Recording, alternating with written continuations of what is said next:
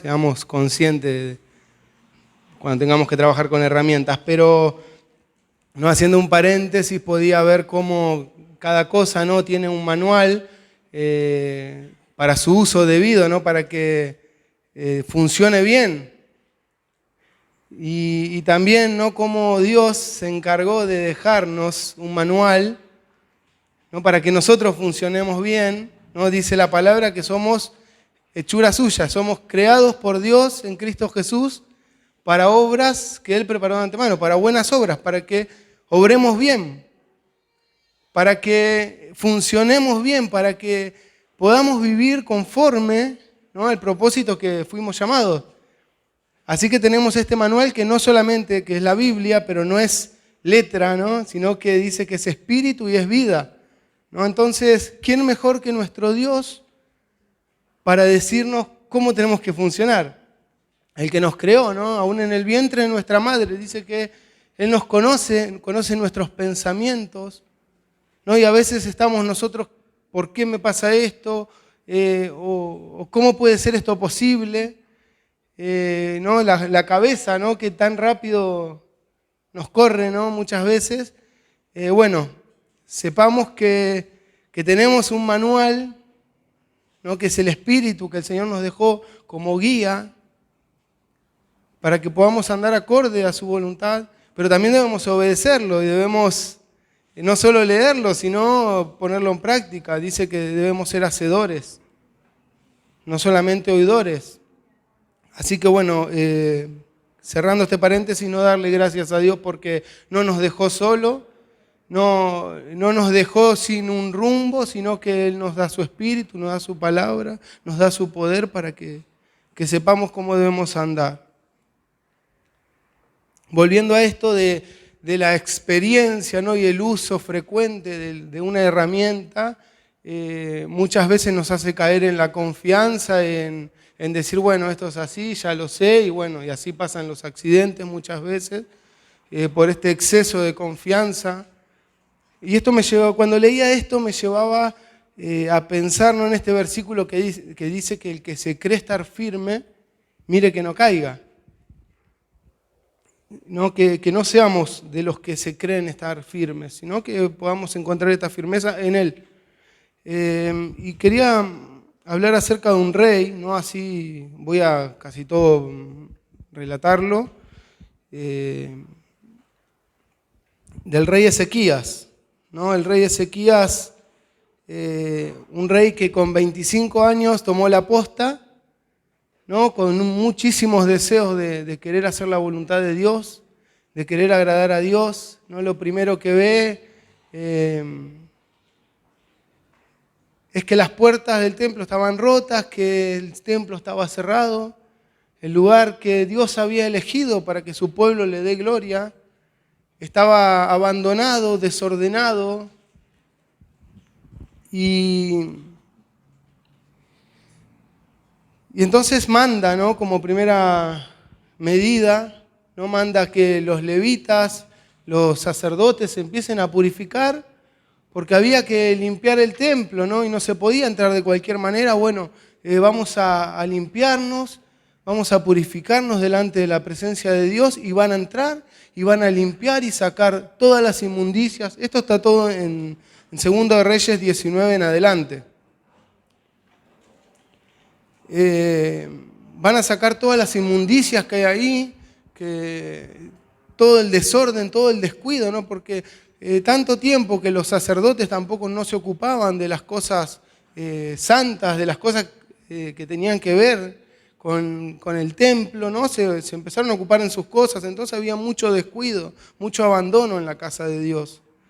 Entonces es este llamado, ¿no? Y vemos cómo Dios lo va prosperando, cómo Dios va abriendo puertas, los va bendiciendo, se puede restaurar el culto, el servicio a Dios, ¿no? Y empiezan las alabanzas, y empieza a fluir en la iglesia los cánticos, los instrumentos que sonaban, ¿no? La adoración, ¿no? Cosas que cuando estamos en la presencia de Dios y empezamos a movernos, ¿no? En este proceso de santificación y de buscar la voluntad de Dios, cómo Dios empieza a abrir nuestros corazones para que le podamos dar culto.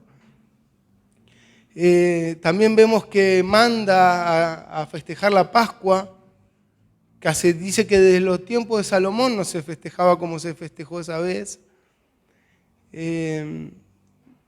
Vemos que hubo todo un preparativo, ¿no? Mandó a llamar a los hermanos de los otros pueblos, de las otras ciudades, ¿no? A los del Reino del Norte también mandó a llamar a todos para que vengan a celebrar las Pascuas. Algunos se burlaban, no querían saber nada, ¿no? Como muchas veces pasa, ¿no? Que muchos se burlan, ¿no? De aquellos que quieren agradar a Dios porque no entienden o porque ya no tienen la esperanza puesta, ¿no? En que Dios pueda hacer lo que nadie más puede hacer.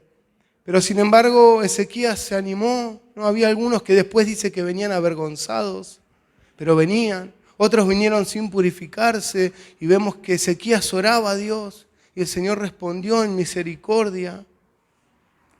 Y vemos, ¿no? Este hombre, miren si no tenía motivos para sentir esta confianza, ¿no? Sentir que estaba bien. Después al tiempo viene el rey de Asiria, Sennacherib, manda, ¿no? Primeramente a que él le dé tributo, que le pague. Todos los meses, o no sé, cada tanto me tenés que pagar. Y acá quería hacer un paréntesis también, porque lo primero que pasa es que él le da esos tributos, ¿no? Y esto me hacía pensar en cómo es el enemigo, ¿no? Porque el enemigo viene primero y nos pide algo. Y no es que él quiere eso, nomás él quiere todo, ¿no? Entonces no demos, dice la palabra que no tenemos que dar lugar al diablo, ¿no? Porque el enemigo viene así, ¿no? Y bueno, uno dice, bueno, puedo negociar con el enemigo. Puedo darle una partecita y después sigo viviendo para Dios, ¿no? Pero tengamos claro que el enemigo no viene por una partecita, no viene por un tributo. No viene para matar, hurtar y destruir, dice la palabra. Entonces estemos atentos y de esto tenemos que aprender también, ¿no? Que no se negocia con el enemigo, porque él no va a ir si no va a volver más. Cerrando esto también, veía la segunda vez que viene este rey, viene a amenazar al pueblo de Dios, viene a amenazar a Ezequías, ¿no? A hacer dudar al pueblo. Le decía, ustedes no confíen en lo que dice Ezequías, porque Ezequías les dice que Dios los va a salvar. Y Dios no los va a salvar. Fíjense si no, en todos los otros pueblos. ¿A qué pueblo salvó su Dios? A nadie. ¿Y creen que su Dios los va a salvar a ustedes? Los provocaban, ¿no?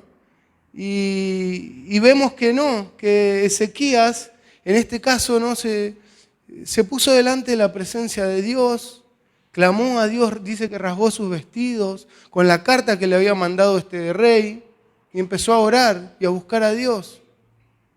Y Dios ha sido fiel y siempre, ¿no? Lo será. Y respondió y dio la victoria. Y dice que este rey se fue, ¿no? Atormentado, se fue a su lugar y en el templo de su Dios sus hijos lo mataron. Así terminó la vida de este rey. Pero todo esto me llevaba a pensar, ¿no? en la vida de Ezequías, como motivos para sentirse confiado, sentir que ya está, o sea, lo tenía todo. Todo el mundo le daba reconocimientos, ¿no? Le daba los tesoros. Dice que se hizo muy grande la fama de él por estas cosas que había hecho dentro del pueblo de Dios. ¿Y por qué digo esto, no? De que se siente seguro o podemos interpretar eso? Porque no, Dios tiene que venir a hablarle. Y lo que escuchábamos hoy a la mañana, Dios le tiene que venir a decir, Ezequías, ordena tu casa. ¿No? Así como ordenaste el templo en su momento y ahora está ordenado, bueno, tu corazón es necesario ordenarlo, tu casa, porque vas a morir. Y ahí no es donde quiero que lleguemos, porque acá veía una actitud muy diferente a la primera oración o a la oración en el momento que viene Sennacherib. Primero veo un hombre buscando el favor de Dios, humillado delante de Dios, pidiéndole la ayuda, pidiéndole el refugio, el cuidado, ¿no? Que lo que pase, que no sea para el mal del pueblo, de la iglesia. Y en la segunda oración vamos a ver, cuando él recibe este mensaje de que iba a morir y tenía que ordenar su casa, vemos una actitud totalmente diferente, donde él dice, y de alguna manera muestra, le dice a Dios, pero fíjate todo lo que hice por vos, todo lo que hice para que vos recibas gloria. Y ya no se ve este Ezequías, ¿no?, que se humilló y que buscaba el favor de Dios, sino que estaba sacando, ¿no?, lo que había hecho él. ¿No? ¿Y cuántas veces nos ponemos así delante de Dios, ¿no?, queriendo cuestionarle o queriendo sacar chapa de lo que hicimos para Él, ¿no? Creyendo que algo de lo que lo hayamos hecho ha sido por nuestras fuerzas o por nuestras capacidades. No todo lo que podemos hacer es por la gracia de Dios. Vamos a leer estas dos oraciones. Segundo de Reyes 19:14.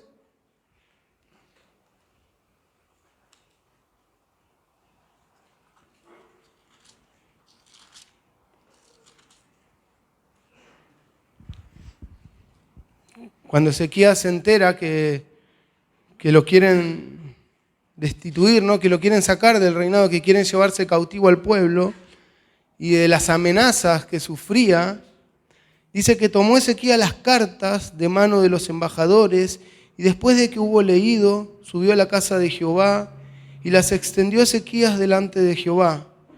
Y oró Ezequías delante de Jehová, diciendo: Jehová, Dios de Israel, que moras entre los querubines, solo tú eres Dios de todos los reinos de la tierra.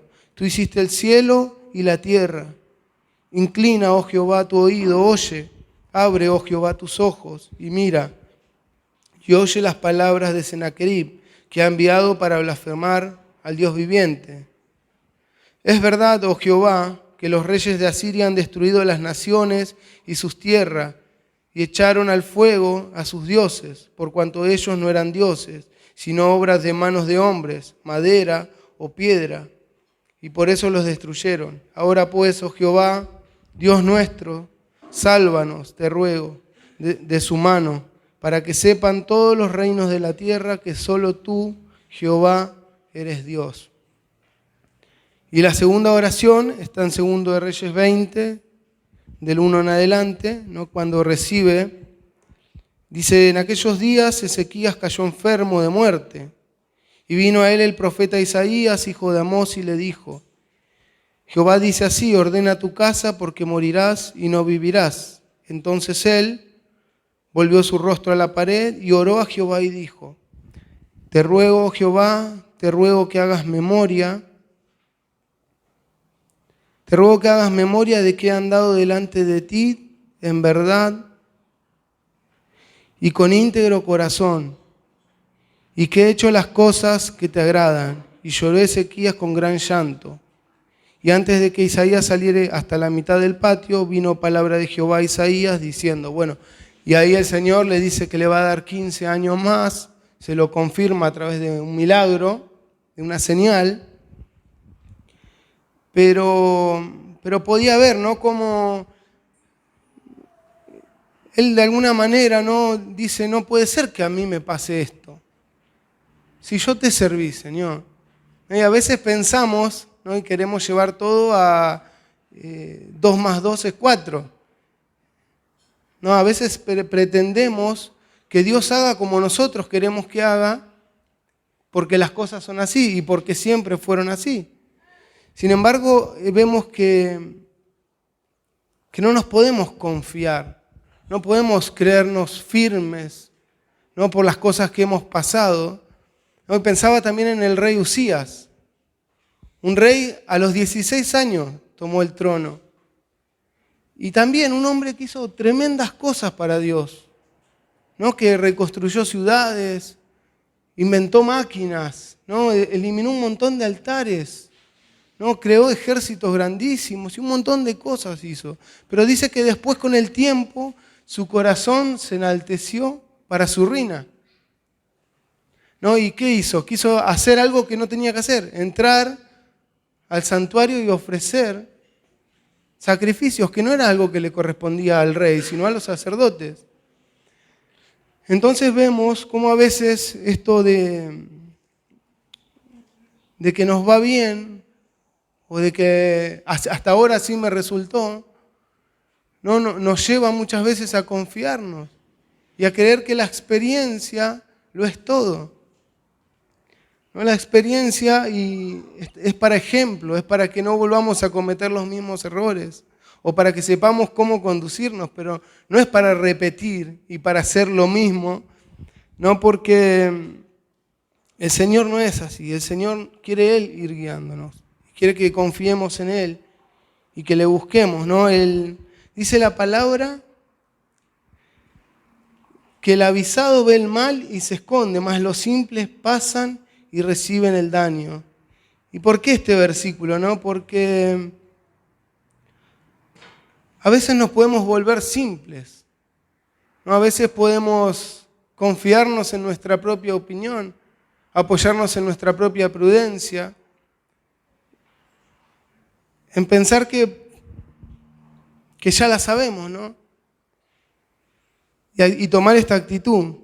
En la NTV dice, el prudente se anticipa al peligro y toma precauciones. El simplón avanza a ciegas y sufre las consecuencias.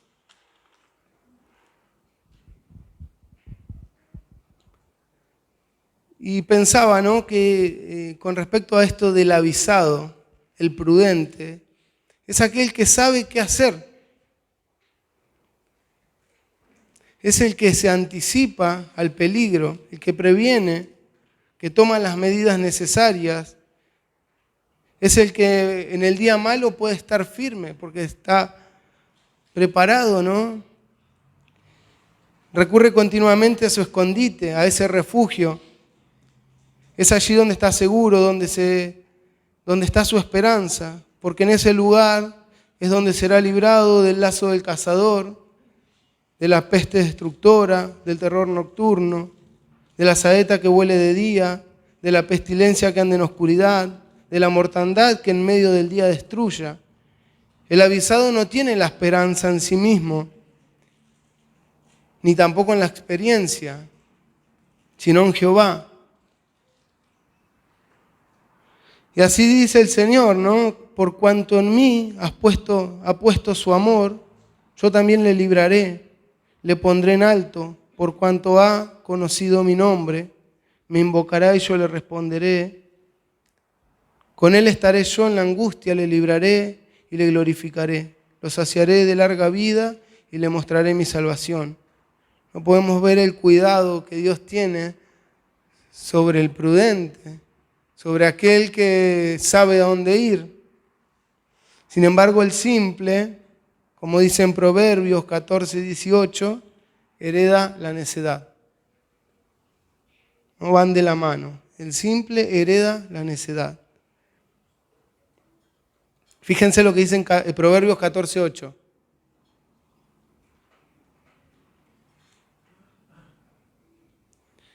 Los prudentes saben a dónde van, ¿no?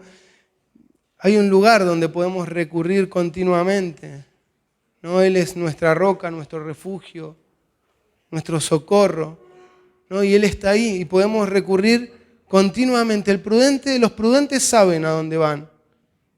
En cambio, los necios se engañan a sí mismos. Esta es versión NTV. Ser simples es fácil, porque es parte de nuestra naturaleza. No hay que hacer ningún esfuerzo, no hay que hacer nada para ser simple. En Proverbios 22:15 nos dice la palabra que la necedad está ligada en el corazón del muchacho. Eclesiastés 9:3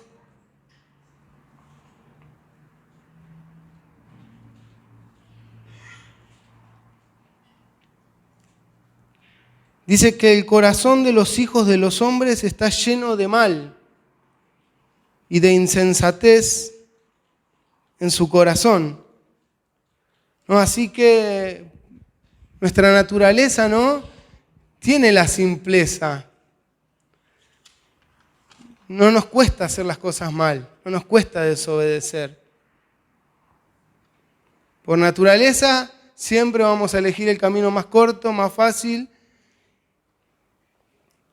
Pero el Señor, ¿no?, una vez que venimos a Él, que lo conocemos, que derrama su Espíritu sobre nosotros, nos da de eso justamente, de Él, de su Espíritu, para que dejemos de ser simples. En Proverbios 1,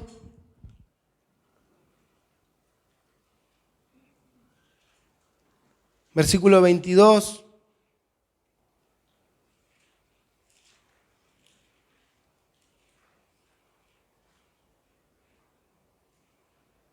¿hasta cuándo, oh simples, amaréis la simpleza?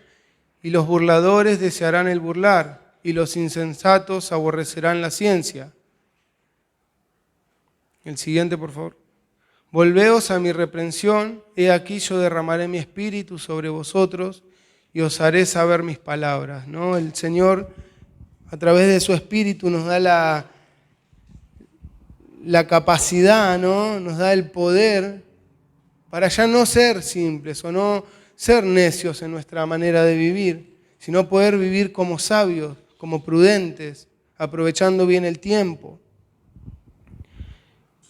Pero debemos cuidarnos, ¿no?, porque pensaba, ¿no?, en estos Ezequías, un gran hombre de Dios que nadie puede decir nada, porque lo que hizo es tremendo. Pero por un momento, ¿no?, un momento de simpleza, un momento de no levantar los ojos, de no correr hacia escondite, ¿no? Un momento, ¿no? Por un segundo, dice, en fracciones de segundo pasan los accidentes, por descuidos, ¿no? Y el Señor me habló de esto, de que no seamos descuidados, que no por la experiencia o por lo que pasamos, sea bueno o sea malo, porque a veces tampoco podemos avanzar o no hacemos lo que tenemos que hacer porque nuestra experiencia nos dice que vamos a ser frustrados o que no vamos a lograr algo, ¿no? Entonces, tanto para lo que no podemos hacer como lo que debemos hacer, ¿no?, que podamos correr hacia el lugar que tenemos que correr, ¿no? Dice que los prudentes saben a dónde van. Que podamos, hoy tenemos la capacidad de ser prudentes, ¿no?, de elegir bien, ¿no? Y tenemos, bueno, el ejemplo, ¿no?, de aquel que es prudente y edifica su casa, ¿no?, sobre la roca, inconmovible. Y tenemos aquel que fue simple. Simple dice que no tiene, que quiere decir que no tiene fundamento, ¿no?, que va para un lado y para el otro, ¿no? Y vemos a ese que simple. Que yo lo digo así, pero ¿cuántas veces me encuentro en ese lugar de dejarme llevar por la simpleza, por la necedad? ¿No? Vemos el ejemplo de David, como escuchábamos el otro día. Un hombre que hizo grandes cosas para Jehová. Y sin embargo vemos ahí haciendo un censo. Y aún le habían dicho, no hagas eso. Y él que termina diciendo después, no, neciamente he hecho, neciamente he actuado. Entonces, que podamos, ¿no?, tomar esto, ¿no?, estos ejemplos para nuestro aprendizaje, para saber que siempre, que no nos confiemos en nosotros. A veces uno dice, bueno, si el Señor está conmigo, ya tengo esta certeza, tengo esta seguridad, está en la iglesia y está en mi casa, no pasa nada si hoy no voy, ¿no? Y empezamos, ¿no?, el corazón es así, empezamos a dar lugar o a negociar con el enemigo y permitimos que la simpleza herede necedad. Y terminamos haciéndonos vanos, como dice la palabra muchas veces, ¿no? Proverbios 30, 22.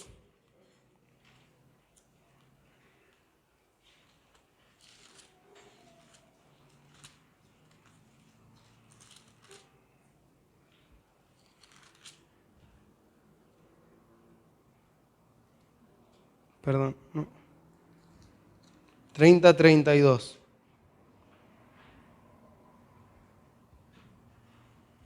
No dice, si neciamente has procurado enaltecerte o si has pensado hacer mal, pon el dedo sobre tu boca, ¿no? A veces que podamos humillarnos en el momento que sea necesario, ¿no? Y no permitir que la necedad tome el lugar que quiere tomar en nuestras vidas. Y pensaba, ¿no? Un poco que tengamos cuidado, ¿no? Y pensaba, ¿no? Cuando en el ámbito del trabajo, ¿no? ¿Cuáles son las causas por las que surgen los accidentes? Y bueno, así también, ¿no? Debemos tener cuidado cuáles son las causas por las cuales podemos descuidar la prudencia, descuidar lo que Dios nos ha dado, ¿no? Y actuar como simples. Y primero, el exceso de confianza, ¿no? El ya lo sé. ¿No? A veces, como decía, ¿no? El ya más o menos van pasando los años y en vez de doblegarnos más, a veces los años nos endurecen más, ¿no? Y nos ponemos más duros, ¿no? Y pensamos que tenemos la razón y que las cosas son como yo digo, ¿no? Y que nadie me va a decir lo que yo tengo que hacer, ¿no? Como que es más joven que yo me va a decir algo, ¿no? Son cosas que pueden estar en el corazón. Entonces debemos tener ese cuidado, no confiarnos en, como dice en Proverbios 3:7,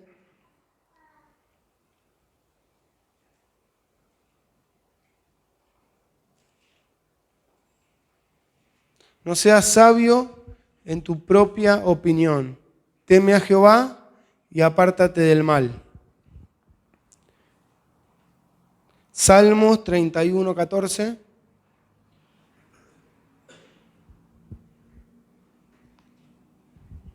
Acá vemos la actitud que debemos tener, ¿no? Siempre, ¿no? Y no olvidarnos de esto, de que siempre debemos confiar en el Señor. Mas yo en ti confío, Jehová. Digo, tú eres mi Dios, ¿no? Y desechar todo lo que se quiera levantar en nuestras vidas, ¿no? A veces, ante una situación o algo, no queremos obedecer, no queremos confiar en el Señor, no queremos sujetarnos porque pensamos y estamos confiados en nosotros mismos y en lo que sabemos y en nuestra experiencia, y tiene que ser así, pero que podamos confiar en el Señor, ¿no? Que tengamos cuidado con el exceso de confianza. La negligencia.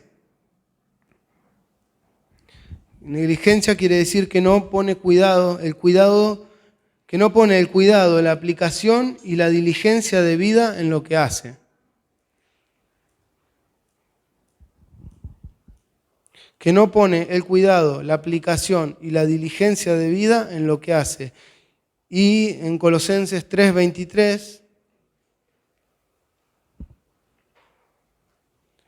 dice, y todo lo que hagáis, todo lo que hagamos, lo debemos hacer de corazón como para el Señor y no para los hombres. No debemos poner diligencia en esto, debemos ser diligentes en saber que lo que hacemos es para Dios y no es para los hombres, ¿no? Porque la negligencia, el no hacer bien esto, el no ocuparnos con responsabilidad, con conciencia, con empeño, ¿no? En hacer las cosas para Dios muchas veces nos hace ser simples y descuidados. El desorden. No ordenar nuestra casa, ordenar el lugar donde estamos, ¿no? El Señor le dijo a Ezequías, ordena tu casa. Y vemos que Ezequías también tuvo que mandar a ordenar el templo. Y bueno, nosotros también debemos procurar ordenar nuestra casa, nuestra vida, ¿no? Que estén las prioridades. Mateo 6:33. Mas buscad primeramente el reino de Dios y su justicia, y todas estas cosas os serán añadidas. No, primeramente, no, que nuestro orden sea ese, ¿no? Buscar primeramente el reino de Dios. Y ahí el Señor se va a ir ocupando de ordenar todas las otras cosas. Levantar pesos inadecuados. Hebreos 12:1.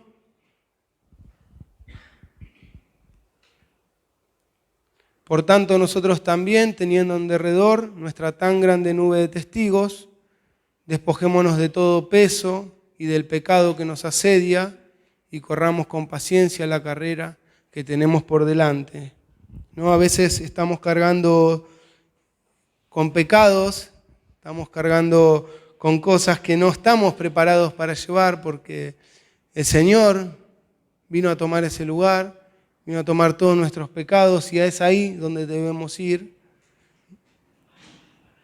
¿No? Y todas aquellas cosas que nos asedian. A veces pretendemos hacer cosas que Dios no nos está pidiendo.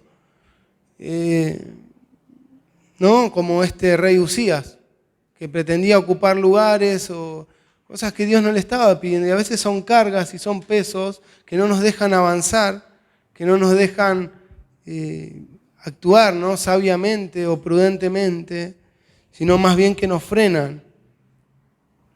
Mateo 11:21.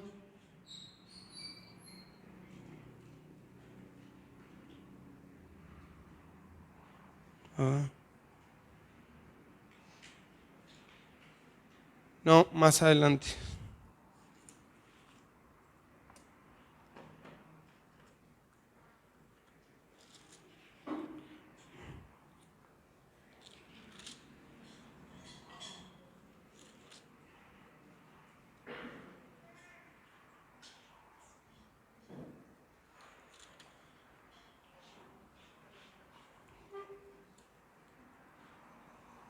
Bueno, es el que dice donde que debemos llevar su yugo, que es ligero, ¿no?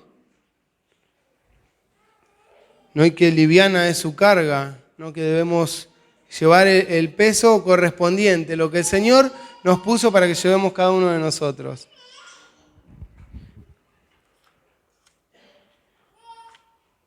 El cansancio, ¿no? Hoy leíamos en Isaías 40:29. Isaías 40:29. Él da esfuerzo al cansado y multiplica las fuerzas al que no tiene ninguna. Y después dice resbalones y tropezones. Isaías 57:14. Y dirá, allanad, allanad, barred el camino, quitad los tropiezos del camino de mi pueblo, ¿no? Sabemos que los tropiezos tienen que venir, lo dijo el Señor Jesús, pero hay de quien los ocasiona, ¿no? Y también nosotros tenemos que hacer este trabajo, ¿no? A veces siempre tropezamos con la misma piedra, ¿no? Bueno, saquemos la piedra.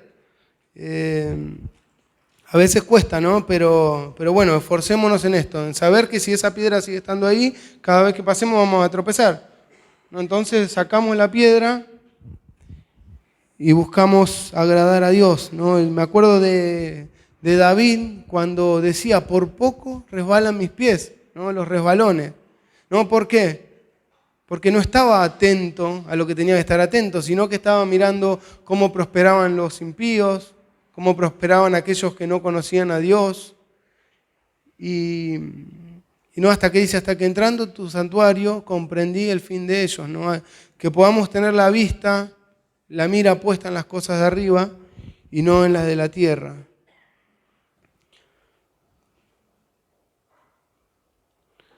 ¿No? Entonces, hoy lo que quería dejar era esto, ¿no? Que no descuidemos, que no permitamos ¿no? que la experiencia o nuestra opinión o nuestra sabiduría muchas veces nos prive, ¿no? de disfrutar la gracia y el lugar que tenemos en Dios. Dice que en Él, ¿no? tenemos todas las cosas. Y leía esta oración en el Salmo 91.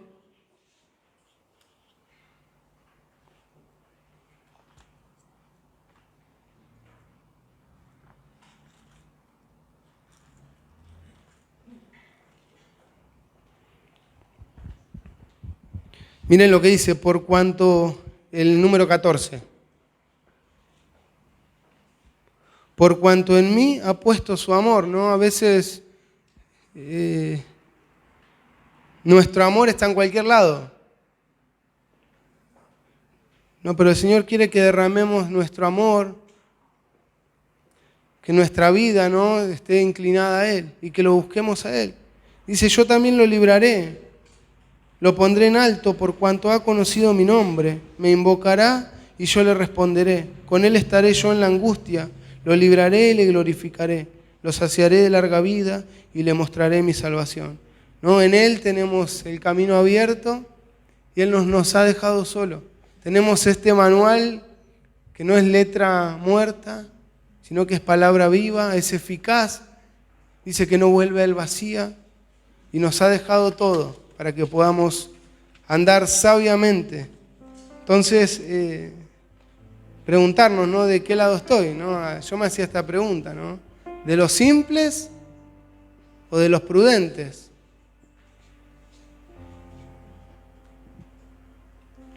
Bueno, que sepamos, ¿no? que podemos estar del lado de los prudentes, del lado de los que deciden vivir para la gloria de Dios, de los que deciden no manejarse por emociones solamente o por sentimientos o por el motivo, sino por lo que nos dice el Señor, por lo que nos dice su palabra. Amén. Dios los bendiga.